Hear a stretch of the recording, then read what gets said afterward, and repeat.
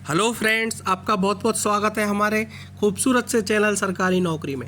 जैसा कि आप स्क्रीन पर देख पा रहे हैं, इंडियन कॉन्स्टिट्यूशन जो अपना भारत का संविधान है, जिसका भाग 4 जो हमें नीति निर्देशक तत्व को बताता है राज्यों के क्या नीति निर्देशक तत्व हैं, और जिसके अंतर्गत अनुच्छेद 36 से लेकर 51 तक आते हैं। और 51 के जो है वो आपका मौलिक कर्तव्य को दर्शाता है। ठीक है, तो जिसके अंतर्गत अनुच्छेद 48, 49, 50 और 51, 48, 49, 50 और 51 इसको हम आज इस वीडियो में देखेंगे, इसलिए वीडियो के अंत तक जरूर बने रहें।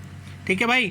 और एक इम्पॉर्टेंट चीज़ कि इससे पहले के जितने भी अनुच्छेद यदि आप पढ़ना चाहते हैं तो भाई डिस्क्रिप्शन में सबकी लिंक दे रखी है, प्लेलिस्ट बना के डाल रखी है, आप क्लिक करें और अच्छे से नोट्स बनाएं, अच्छे से पढ़ें, और कोई भी डाउट हो तो आप कमेंट करें। तो चलो बात करते हैं अनुच्छेद 48, 49, 50 और 51 की।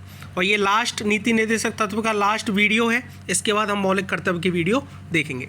तो भाई जो नए हैं वो चैनल पर सब्सक्राइब कर लो और बेल आइकन भी दबा लो, जिससे वीडियो का नोटिफिकेशन टाइम टू टाइम आपको पहुंचती रहे। तो भाई अनुच्छेद 48 क्या बोलता है, सुनो कि कृषि और पशुपालन का संगठन, ठीक है ना, कृषि और पशुपालन का संगठन, इसका मतलब ये है कि जो राज्य कृषि और पशुपालन को आधुनिक और वैज्ञानिक प्रणालियों से संगठित करने का प्रयास करेगा और विशिष्टतया गायों और बछड़ों तथा अन्य दुधारू और वाहक पशुओं की नस्लों के परिरक्षण और सुधार के लिए उनके वध का प्रतिषेध करने के लिए कदम उठाएगा। देखो सबसे इंपॉर्टेंट है आज की तारीख में, क्योंकि सबसे ज़्यादा आवाज़ उठती है गाय हत्या की, गौ हत्या की जो आवाज़ उठती है वो इसी अनुच्छेद के तहत उठती है।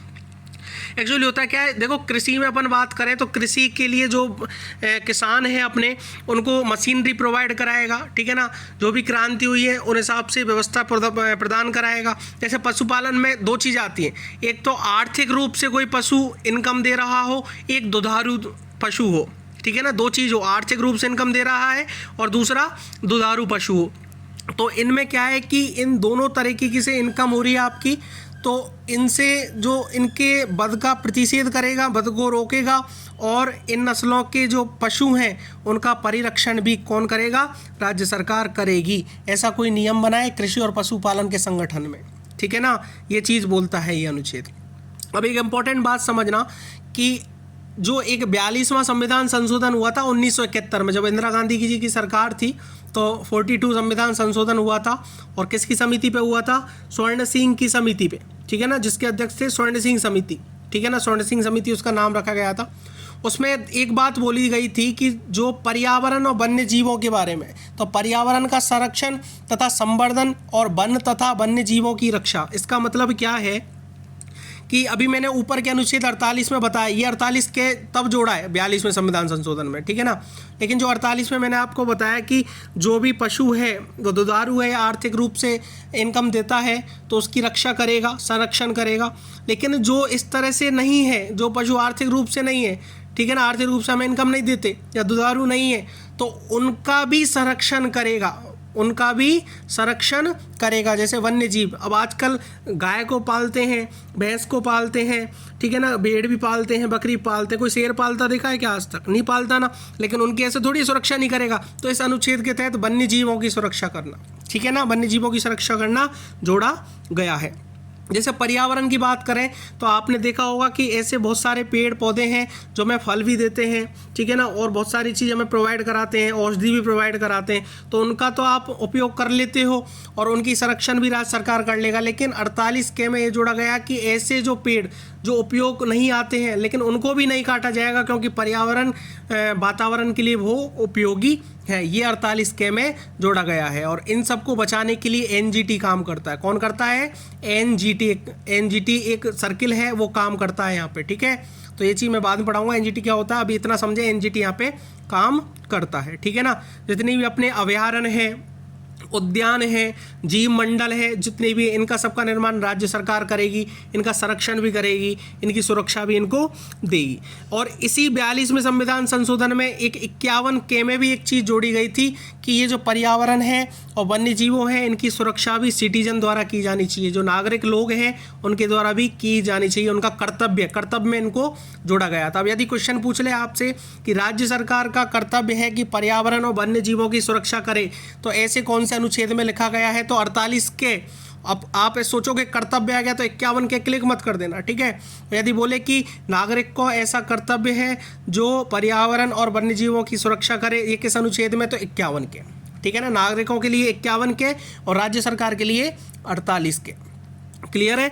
इसके बाद बात करें अनुच्छेद 49 की, 49 की, तो 49 में बोला राष्ट्रीय महत्व के स्मारकों, स्थानों और वस्तुओं का संरक्षण, कि संसद द्वारा बनाई गई विधि द्वारा या उसके अधीन राष्ट्रीय महत्व वाले घोषित किए गए कलात्मक या ऐतिहासिक अभिरुचि वाले प्रत्येक स्मारक, जो भी स्मारक है, स्थान या वस्तु यथास्थिति में लुंठन, विरूपण, विनाश, अपसारण, बेअन या निर्यात से संरक्षण करना राज्य की बाध्यता होगी। ये भी अनुच्छेद 49 में बोला है कि जितने भी अभी धरोहर हैं, इमारत हैं, पुरातत्व विभाग के जितनी भी अपने कुछ ऐसी चीज़ें हैं जिनका उल्लेख अपने संविधान की, ऐसी चीज़ें जो अपनी शैली को दर्शाता है, राष्ट्रीय इमारत है जैसे ताजमहल है, लाल किला है, ये जितनी भी इमारत है, धरोहर हैं जितनी भी हैं, इन सब की सुरक्षा करना राज्य का कर्तव्य होगा। राज्य इनकी सुरक्षा करेगा, इनको संरक्षण देगा, ठीक है ना। और ये कर्तव्य अपना भी होता है, ये अपन 51 के में देखेंगे, ठीक है ना। नागरिकों का भी होता है, लेकिन राज्य सरकार का भी बताया गया है। तो जो भी स्मारक हैं, स्थान हैं, धरोहर है, राष्ट्रीय इमारत है, ये सब, इन सब चीज़ों की सुरक्षा राज्य सरकार देगा। आपने देखा है कि जितनी बड़ी बड़ी इमारत होती है वहाँ पर ASI या CISF के जो लोग लगे रहते हैं, ठीक है ना, और भी BSF भी लगी रहती है कहीं पे, ठीक है ना। तो वो इसलिए इनकी सुरक्षा करने के लिए लगाए गए हैं और अनुच्छेद 49 के तहत लगाए गए हैं। अब बात करें अनुच्छेद 50 की, तो अनुच्छेद 50 में बोला कि कार्यपालिका से न्यायपालिका का पृथक्करण। कार्यपालिका से न्यायपालिका का पृथक्करण का मतलब ये होता है कि राज्य की लोक सेवाओं में न्यायपालिका को कार्यपालिका से पृथक करने के लिए राज्य कदम उठाएगा। कार्यपालिका अलग चीज़ होती है और न्यायपालिका अलग चीज़ होती है। कार्यपालिका में भी आगे अपन वीडियो में देखेंगे अनुच्छेद 52 से लेके और लगभग 131 या 32 तक है, वो आपको मैं क्लियर करा दूंगा आगे, ठीक है। न्यायपालिका थोड़ा उससे आगे है, तो सुप्रीम कोर्ट के बारे में जिसमें बताया गया है। तो जो कार्यपालिका है उसको न्यायपालिका से अलग करना चाहिए। कार्यपालिका का मतलब होता है एग्जीक्यूट करना, और न्यायपालिका का जुडिशरी का मतलब होता है, ठीक है ना। कार्यपालिका जैसे कोई भी चीज़ है तो कार्यपालिका उस चीज़ का संज्ञान ले सकती है, कानून बना सकती है, ये सब काम कार्यपालिका में होते हैं। न्यायपालिका का मतलब होता है किसी चीज़ को न्याय देना, तो इनमें मेल नहीं होना चाहिए। ऐसा थोड़ी है कि कोई भी नेता है या कोई भी व्यक्ति है जो बड़ी पोस्ट पर है इस कार्यपालिका में, वो इसका न्यायपालिका का गलत फ़ायदा नहीं उठाएगा। जैसे कोई मुजरिम है, वो अपराध करता है तो पुलिस वाले उसको पकड़ लेते हैं, ठीक है ना। पुलिस वाले उसको पकड़ते हैं, तो पकड़ने के बाद में ऐसा थोड़ी कि पुलिस वाले उसको सज़ा दे देंगे, उसको जज के सामने ले जाना पड़ेगा, न्यायपालिका के द्वारा उसको सज़ा दी जाएगी। यदि ऐसे पुलिस वाले सज़ा देने लग जाते तो फिर रिश्वत बहुत बढ़ जाती और रिश्वत देनी पड़ती और हर कोई 8-10 लाख 15 लाख में छूट जाता, ठीक है ना। तो इसलिए कार्यपालिका और न्यायपालिका को बिल्कुल सेपरेट करने की कोशिश करेगा कौन? राज्य सरकार। राज्य सरकार का ये कर्तव्य है। कार्यपालिका का मेन काम होता है, जैसे आपने मान लो इनकम टैक्स में कोई चोरी कर रखी है तो इसको पकड़ेगा कौन? कार्यपालिका पकड़ेगी, क्योंकि कार्यपालिका में बहुत डिपार्टमेंट है। इनकम टैक्स का जो डिपार्टमेंट है वो कार्यपालिका में, कार्यपालिका पकड़ेगी लेकिन सज़ा नहीं दे पाएगी। सज़ा देने के लिए आपको न्यायपालिका में जाना पड़ेगा, न्यायपालिका उस चीज़ की सज़ा देगी। तो कार्यपालिका और न्यायपालिका को अलग अलग करने के लिए राज्य सरकार प्रयास करेगी।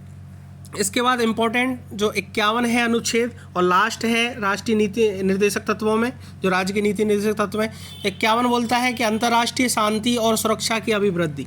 तो अंतर्राष्ट्रीय शांति और सुरक्षा की अभिवृद्धि का मतलब क्या है कि अंतर्राष्ट्रीय शांति और सुरक्षा की अभिवृद्धि का राष्ट्रों के बीच न्याय संगत और सम्मानपूर्वक संबंधों को बनाए रखने का, संगठित लोगों के एक दूसरे से व्यवहारों में अंतर्राष्ट्रीय विधि और संधि बाध्यताओं के प्रति आदर बढ़ाने का और अंतर्राष्ट्रीय विवादों के माध्यस्थ द्वारा निपटारे के लिए प्रोत्साहन देने का, ये सब काम राज्य सरकार का होगा। राज्य सरकार को करना पड़ेगा, प्रयास करेगी इन चीज़ों के लिए, ठीक है ना। जैसे कोई इंटरनेशनल विवाद हो जाता है तो उसको शांति से सुलझाए, ठीक है ना। कोई संधि की है किसी चीज़ से तो उसको माने, ठीक है ना, शांति की भावना रखे, ठीक है ना। जैसे UNO का सदस्य जो जुड़ा है अपना देश, तो उस अनुच्छेद 51 के तहत जुड़ा हुआ है, ठीक है ना। हर देश का जो भी व्यक्ति है, हर देश का जो व्यक्ति है, किसी भी देश दूसरे का भी व्यक्ति है, उसकी भी रेस्पेक्ट करे, हर देश का रेस्पेक्ट करे, ठीक है ना। और कोई यदि विवाद भी होता है तो उनको मध्यस्थता कराने की भी कोशिश करेगा। ये 4 पॉइंट इसके बोलते हैं, ठीक है ना। यदि कोई अंतर्राष्ट्रीय विवाद भी होता है तो मध्यस्थता करके शांति बनाए, शांति के लिए आगे बढ़े। राज्य सरकार ऐसा प्रयास करेगा कि हर तरह से अंतर्राष्ट्रीय शांति हो और सुरक्षा की अभिवृद्धि हो, ये अनुच्छेद 51 बोलता है। तो इस तरह से अनुच्छेद 48, 49, 50 और 51 राज्य के नीति निर्देशक तत्व कंप्लीट होते हैं। यहाँ तक जिसने वीडियो देखी है, अच्छी लगी है तो भाई लाइक भी करना और कमेंट भी करना, ठीक है। और यदि कोई कमी दिखती है तो भी आप कमेंट करना, जिससे हम नेक्स्ट वीडियो में उसको सुधार सकें, और डाउट भी हो तो भी कमेंट करना, जिससे आपको सॉल्यूशन उसका मिल सके, ठीक है। Thank you very much.